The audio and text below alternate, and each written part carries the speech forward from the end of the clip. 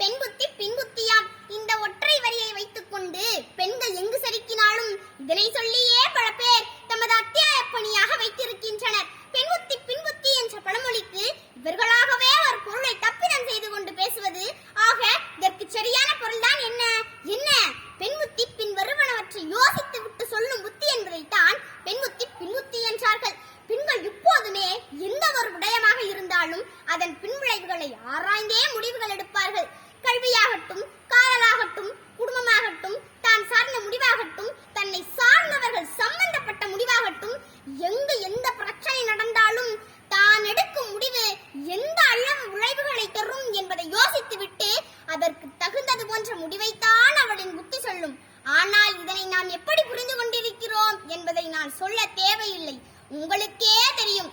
பெண்களை உயர்த்தி சொல்லப்பட்ட ஒரு பழமொழியை தவறாக புரிந்து கொண்டு பேதமை என்பது மாதர்க்கு அணிதலம், அறியாமை தான் பெண்ணுக்கு அழகு என்று தவறாக புரிந்து கொண்டிருக்கிறோம். அதைத்தான் ஒரு ஆன்மீக கதை ஒன்று அழகாக சொல்லுகிறது.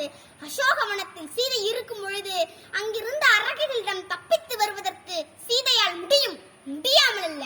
ஆனாலும் அனுமன் அங்கு சென்று நான் உன்னை தூக்கி கொண்டு ராமனிடம் ஒப்படைக்கிறேன் என்று கூறிய போது சீதை கூறிய பதிலில் இருந்து இந்த பழமொழிக்கு உண்மையான பொருளை நாம் அழகாக தெரிந்து கொள்ளலாம்.